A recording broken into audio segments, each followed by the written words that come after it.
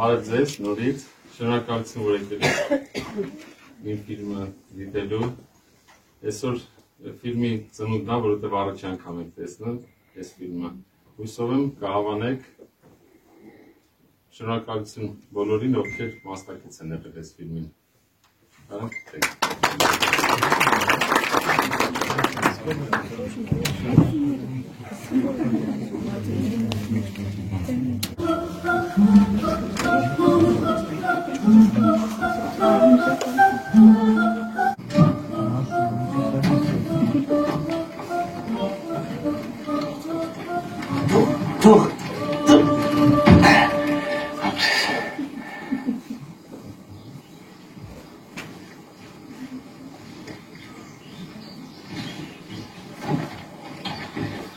Դրից հետո միայն տուն ժամանցներ հարազատի կնունք ծնունդ թաղումը։ Թաղումը հատկապես։ Այնտեղ էլ են աղջիկ տեսնում հավանում։ Հա։ Աչքի դու դրան հավան չես, հա։ Իմ հավանելը ձեզ ինչ։ Ոչ դատավոր եմ, ոչ էլ։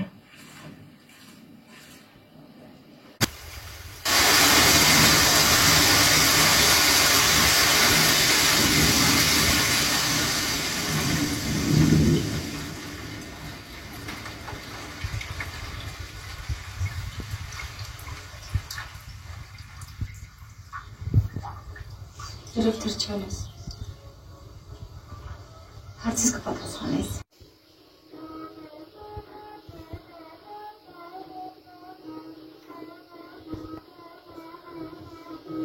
Հելքս գնում էր չորացած բրդի վրա պարկելը։ Ձեր տան կտուրին։ Իրեղորինում ես։ Հնարավոր է։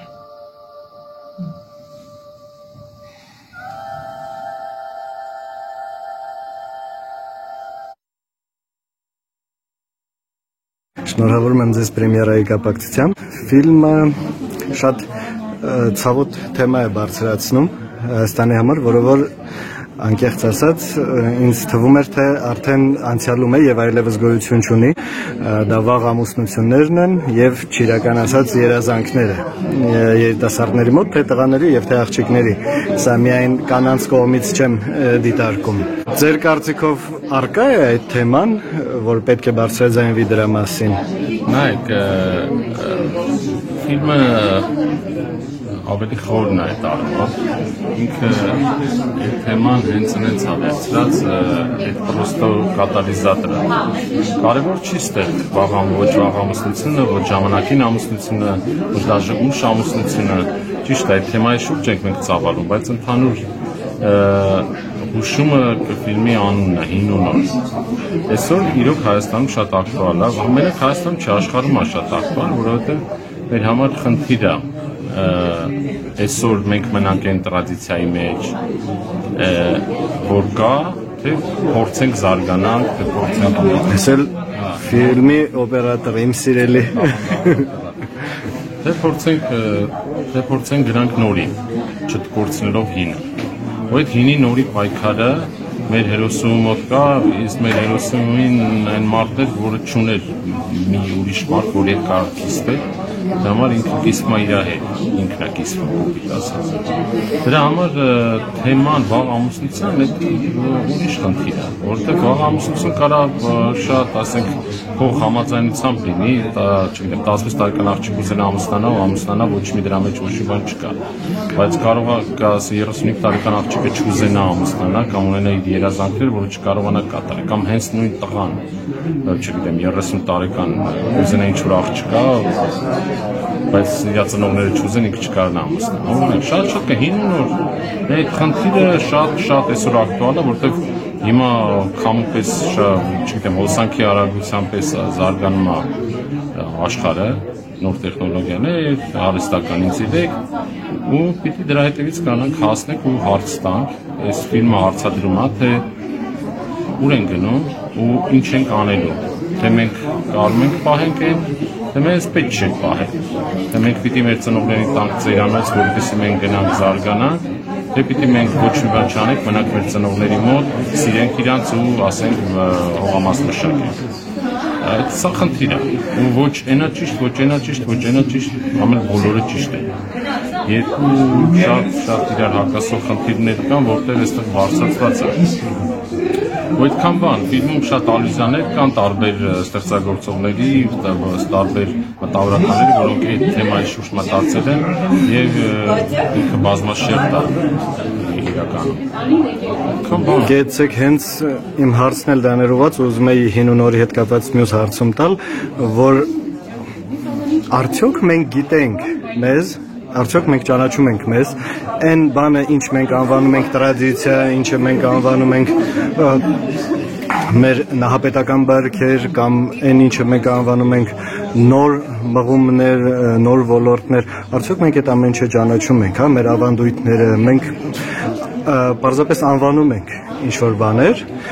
չիմանալով հարցի բուն էությունը Եվ չենք կարողանում հասկանալ դա արդյոք լավ է, լավ չէ, արդյոք արդիական, արդյոք դա մեզ պետք է, թե ոչ։ Դա մենք կուրորեն պետք է հետևենք որոշ Խնդիրը բոլորիս մոտ, բոլորիս ընտանիքների մոտ, մարդիկ, որ երեխեք, ես երեխեք շատ ունեմ, որ այդ խնդիրը, ու աղջիկ երեխեն թողես գնա սովորի, չթողես գնա սովորի, կամ ինքը քեզ կլսի, կամ քեզ չլսի, որն է ճիշտ։ Ու այդ խնդիրը, որ բոլորս իրար պետք է մտածենք, բոլորս իրար փորձենք անենց ապրենք, անենց աշխատենք, որպեսզի կարողանանք պահել այն ու չկորցնենք այն մեկը։ Չպետք է արդյոք մենք սովորենք, ինքներս ուսումնասիրենք մեզ եւ իմանալով հասկանանք ինչն է ընտրությունը։ Ես քրիստոնեության առհասարակ կրոնի գիտակ ինձ չեմ համարում, բայց որքանով որ գիտեմ, նույն քրիստոնեությունն էլ քեզ ասում է, ուղղությունները տալիս է, բայց ընտրությունը թողնում է քեզ։ Բայց սովորեցնում է։ Իսկ մենք այսօր իմ կարծիքով լուրջ խնդիր ունենք ուսումի,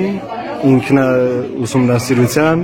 ինքնակննադատության։ Խնդիր ունենք ու շատ մեծ հնարավորություն ունենք, որը փորձենք օգտվել,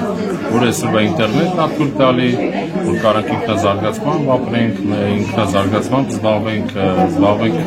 ինքնակրթությամբ, զբաղվենք թեկուզ նրանով հասկանանք մենք ով ենք, դրանք մենք կոդվածներ կա հայերի մասին, մեր մասին, մենք կարանք այդ նայենք, պիտի փորձենք, պիտի իրար պատմենք, ասենք, մեր արվեստագետների մեծ առաջադրանք հետ, որ կարողանանք ինչ-որ հարցեր վերցնենք, բարձրացնենք, որի շուրջ sense կկարողանանք խոսանք։ Այնա ինչ որ գուցե ոչ բոլոր կառավարություններն են գիտակցում կամ ոչ բոլոր պետական մարմիններն են ձեռքերը հասնում դրան, որ անեն, եւ հենց արվեստագետների կոչումներից ինձ թվում է մեկն է նաեւ բարձրացնել այս հարցերը։ Ձեր ֆիլմից հետո ես փշակաղում եմ այդ ներթափանցումից, ինչպես եւ դուք նշեցիք, որ դա ոչ միայն հարսանիքի հարցն է, դա ուղղակի մենք մեր տեղը չիմանալու եւ ոչինչ մեր մասին չիմանալու հարցն է։ Խի չկա անուններ։ Ֆիլմում չկան անուններ, բացի Մանեի անունից, աղջկա անունից է։ Բոլորը մամա, մայր, հայր անուններ չկան։ Այդ հենց այն սիմվոլն է, որ բոլորն են դա։ Այդ ես եմ, այդ դու ես, անուն չկան դեռ։ Հենց այդ անուն չլինելը հենց այս սկզբնականներ հետ է եղել։ Որպեսզի մենք չկոնկրետատորից պերսոնալիզացիա չանենք այդ մարդկանց ոչ մեր հետ, այլ առանձին։ Այլ այդ մենք երբ որ հերոսուհին հանդիպում է լրագրողին, ասում են որտեղ էլ գնայր նույնն է, որտեղ էլ գնաս նույնն է։ Հենց այդ սիմվոլներն են։ Եվ կենցաղն է, որի հետ մենք առնչվում ենք, նաև կենցաղային այլ հարց եմ ուզում ձեզ տալ, որ կենցաղից ելնելով, կենցաղային մտածելակերպից ելնելով, ցավոք պայմաններն է ձեր, որ միշտ մենք մտածում ենք, որ արժի այս քայլը անեմ, մեջ ինչքան փող կա։ Այս ֆիլմը ստեղծելով դուք վստահ ծախսել եք սարսափելի ժամանակ, նյարդեր եւ գումար եւ կորցրած հնարավորություններ, որ կարող եք այդ ժամանակ ուրիշ գործունեությամբ գումար վաստակել։ Իսկ այս ֆիլմը ձեզ գումար չի բերելու։ Ելնելով կենցաղային սահմանափակումներից, լինի դա օբյեկտիվ, սուբյեկտիվ, ինչու է արվեստագետը ստեղծում ինչ-որ մի գործ։ Առաջինը ինձ թվում է դա կենսապահանջ է, ոնց որ ջուր ես խմում, հաց ես ուտում, դա մարդկանց մոտ պահանջ է, երբ որ դու սկսում ես շատ փող աշխատել, սկսում ես ունենալ ամեն ինչ, ամեն տարի կուրսական, ասում է շատ մեծ նյութական հաջողությունների։ Հասկանես, որ նյութական հաջողությունները թե քեզ, թե քո շրջապատող հարուստ մեծահարուստ մարդկանց ոչ մի հաճույք չի։ Եվ չկամ ստանալ այդ հաճույքը հենց այն ինչ որ պետք է։ Իսկ իրականում այն ինչ որ մարդուն պետք է, այդ միշտ իր հետ է։ Երբ որ կարում է ինքը իրան ճանաչի, ու Աստված շփառք ասում շատ որ ես օժտված եմ բաներ, ես ինձ համարում եմ ասենք մշակույթի մարդ արվեստի մարդ, որը կարողանում է այսօր խոսալ ինքը իր հետ, խոսալ իր հույզերի, իր հետ ասում պես ինչ է։ Ես որ հայացքի ներկայացուցիչ եմ, իմ ընտանիքի ներկայացուցիչ եմ, խոսում եմ իմ մասին, ես խոսում եմ իմ ազգի մասին։ Եվ որ ես փորձում խոսել ազգի մասին, խոսամ ոչ մի բանի մասին, որովհետև ես չեմ ճանաչում, այսինքն քեզ չեմ ճանաչում, բայց ես ճանաչում եմ ինձ, իմ մորը, իմ հորը, իմ աղբորը, իմ երեխային, ես երբ որ խոսում իր մասին, խոսում եմ բոլորի մասին, ու բոլորն էլ հենց այդպես, երբ որ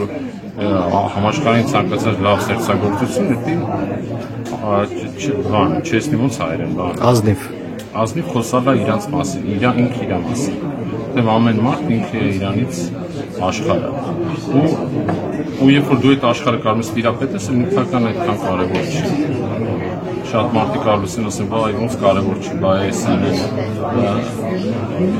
կարևոր է նյութական, որովհետև Աստված մեզ նյութեղեն է ստեղծել, ասենք գինի խմենք, ջուր խմենք, հաց ուտենք, բայց երբ որ դու գիտակցորեն գնում ես այն ուղղությամբ, որը Աստծո հաճելի է, որտեղ ոգևոր դու աշխատանք ես տանում, Աստված քեզ տալիս է հավատքի մի ձևաչափ, ու ես ասենք ծախսերով ժամանակ ունեմ, շնորհակալություն ասում եմ, ասես հանապազոր մեզ դուր այսօր, այսինքն միշտ տալիս է, թե ոնց է տալիս, թե դուրս ծեծնա մի հատ մարդ ասում է վերցրա կամ հրաշքանում եկել։ Այդպես ես հրաշքը շատ եմ հավատում, կյանքում ամեն վարքյան հրաշքը տեղ։ Ես ձեզ շատ շնորհակալ եմ թե ֆիլմի համար, թե բարձրացած հարցերի այն հույզերի, որ ֆիլմը իմ մեջ առաջացավ, շնորհակալություն ու ամենայն հաջողություն նոր գործերում, ես անհամբեր կսպասեմ դրանց։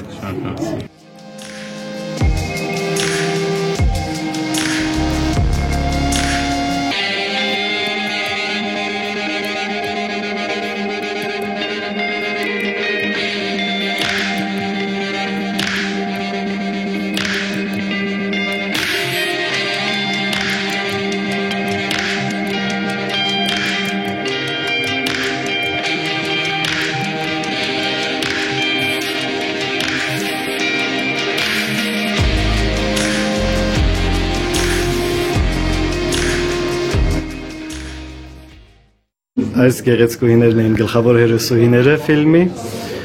որոնց եթե տեսնում եք ոչ միայն հրաշք կամերայի Սուրենի Թադևոսյան շնորհիվ են գեղեցիկ, նրանք առհասարակ անգամ իմ նման ծուր ձեռնի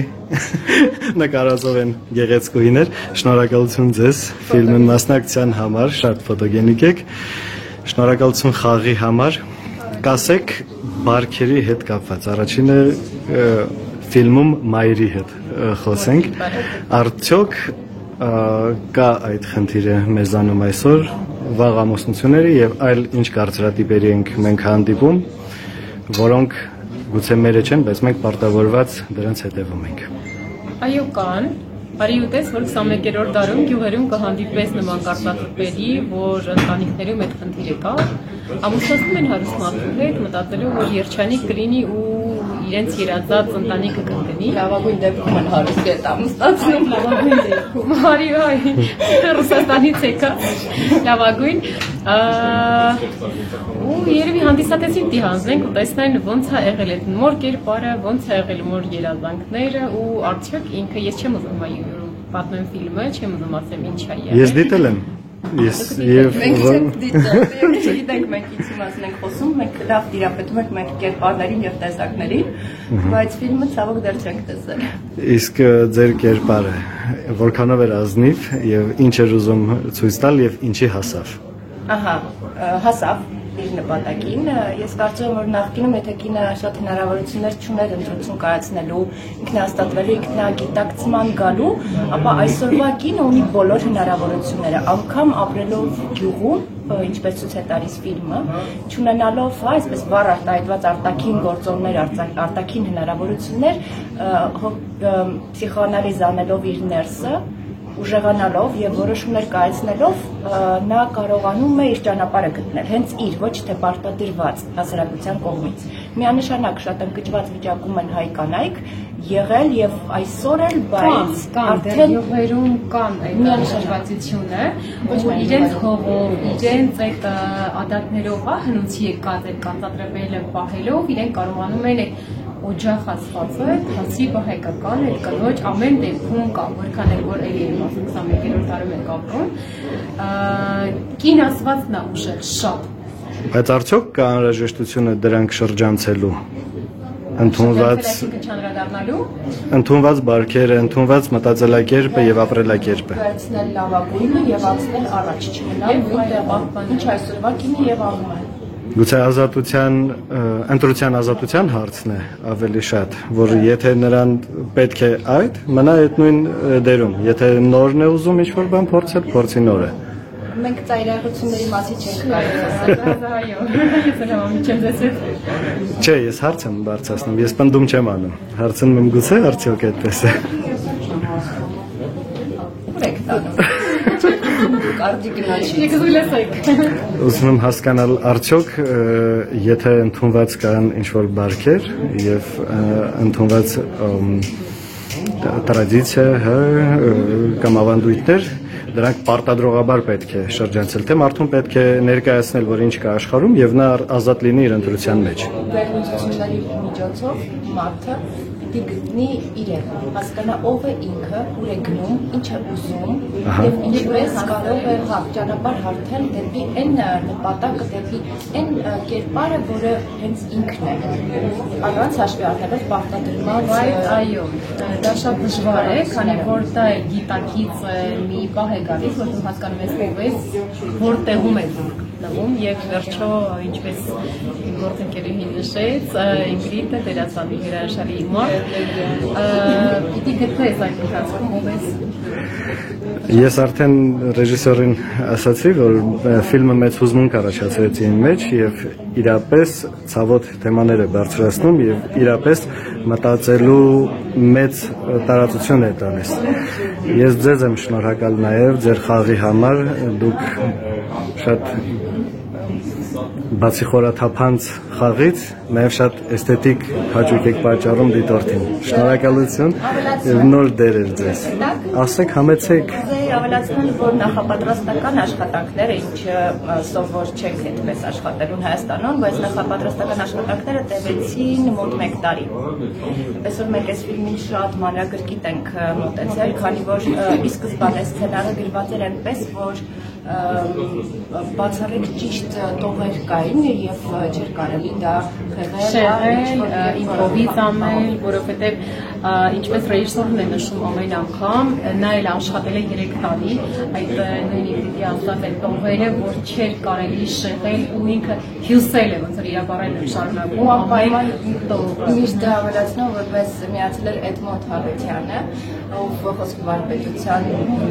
շատ վարպետ է։ Դերասանության վարպետ, որեցածի վարպետություններով, հետաքրքիր աշխատանքով մեզ բերեց նման մի level-ի հասունության դերասանական, որ մենք կարողացանք մի ցենց ձեռքի ափի մեջ կարողացանք երկուսով աշխատել։ Եվ ֆիլմը եւ ձեր խաղը շատ ազնիվ էին։ Ես ձեզ եմ շնորհակալ, նոր բեմեր ձեզ, նոր ֆիլմեր, ամենայն բարիք։ Շնորհակալ։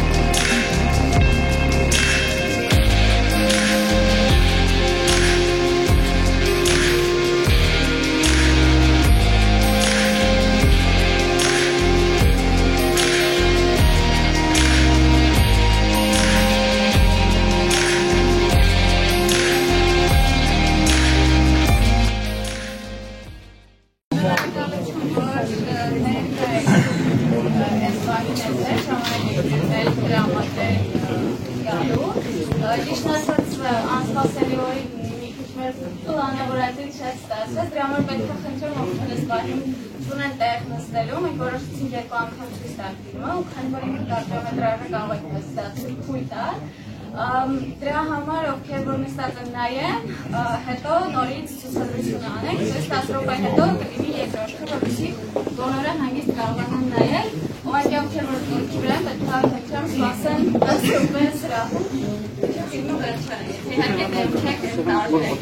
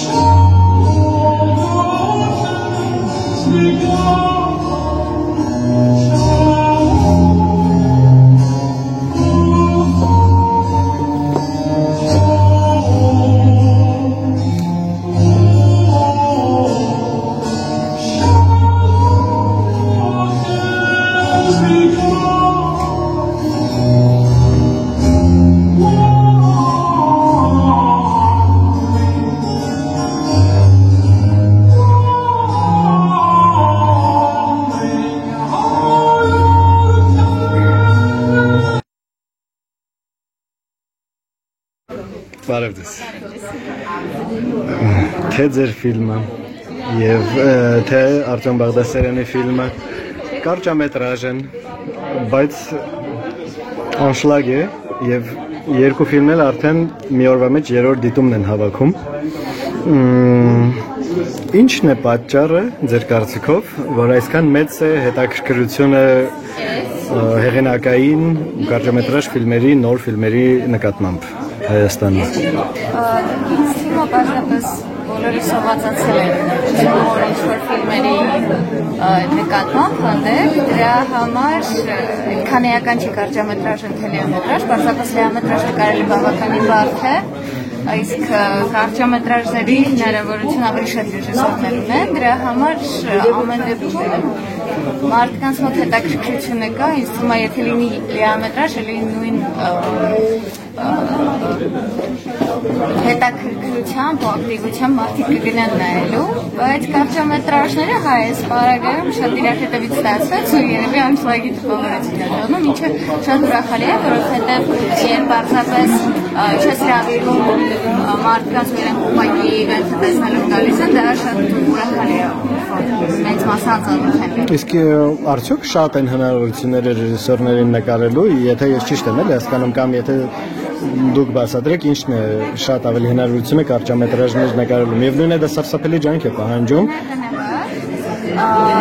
Այս պարագայում ասածս միայն ֆինանսին է վերաբերվում ու ժամկետային։ Ինչա ֆինանս քիչ է պահանջում։ Սկալորեն Դուք ուսանող եք, չէ՞, վերջին կուրսում, հա, թե։ Ես արդեն ավարտել եմ, բայց ֆիլմը իմ դիպլոմային ֆիլմն էր, ավարտական, այդ պարագայում ես ոնց որ չունեի պայքարակ, պետք է նկարեի կարճամետրաժ ֆիլմ, չնայած հենց իդեան է կարճամետրաժը, ես դեռ իրեն ավելի երկար է արել, քան պլանավորել ես ֆիլմի 5 րոպեանոց, շատ ավելի փոքր, բայց հիմա իրականում ոչ միայն Հայաստանում, հետաքրքրությունը կարճամետրաժ ֆիլմերի նկատմամբ աճել է, իրանց չեն նայում ժողովրդի ֆիլմերը, նայում են ապարդուն աշխատանքները, որ ունի իր հանդիսատեսին։ Դա առանձին ոլորտ է, դա առանձին ժանր է։ Ինձ թվում է քանի տարի առաջ նման վերաբերմունք չկար, ավելի ռեժիսորի կայանալության ճանապարհի ստեղծողի նայում, իսկ հիմա այսու բան չկա, կարճամետրաժ ֆիլմը ինքը լիարժեք աշխատանքի չկա։ Արտյոմի ֆիլմը կարծրատիպերի մասին էր եւ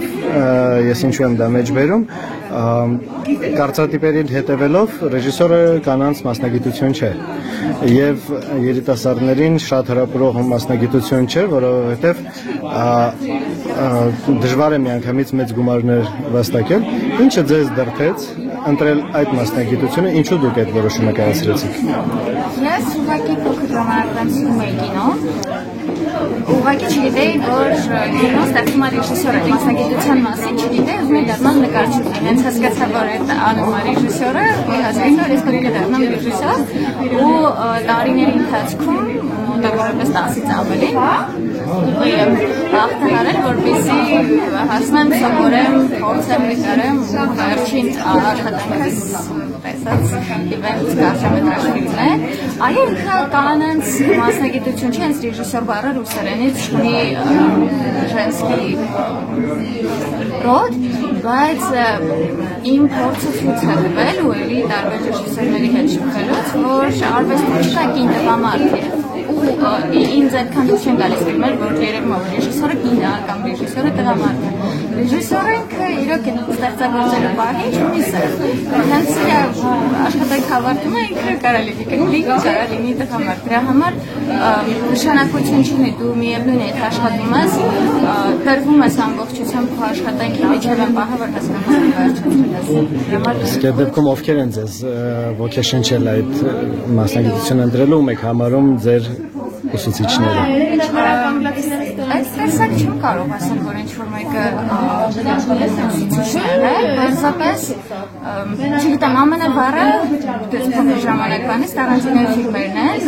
ու հենց Տարանտինոն մոտավորապես 4 տարեկանում արգելել էին այդ ֆիլմի մասնակցությամբ նայել։ Ինքը չէ ռեժիսորը, Ռոդրիգեսն էր, արձակատը դերասանների իրական երեխաների համար չէ, բայց ես իրեն համ գնայեցի։ Ու տենց բառը պահը տպավորվեց, ու առհասարակ, չգիտեմ, այնպես ստացվեց, որ մեր ընտանիքում թեկուզ որ ծնողներս ընտանիքս կապ ունի արվեստի հետ, կինոյի նկատմամբ սայր կար, ու ոնց որ նորմալ է, եթե ես ինչ-որ ժամանակ օրվա մեջ տրամադրում էի կինո նայելու, դրա համար ինքը գրքերն է կարծում եմ չես վեքսնում ովքեր են ու ձեզ կինոներն է ու ուղղակի կողարից Դե ձեր սիրած 3 ռեժիսորն նշեք։ Okay. Bergman, Tarantino, ոնց ասացի։ Երրորդը չեմ կարող ասել, որովհետև այդ երրորդը շատ մարդիկ են, այդտեղ նաև Բա ֆիլմերը 3, օրինակ։ Որ առաջինը կհիշեք։ Առաջինը միշտ ես հիշում եմ Ռուբլով, որովհետև այդ կինոն այ երբ դառնալ ռեժիսոր իրան նայում ես մեկը որպես վայր հանդիսատես, մեկը նայում ես արդեն որպես ռեժիսոր։ Անդրեյ Ռուբլով։ Ու նայում ես մի քանի անգամ ու հասկանում ես, որ ինքը Տարկովսկին չնշեցիք։ Դե հենց էլի ասում եմ, նշեմ Տարկովսկի ու շատ մարդկա անուններ չեմ կարող,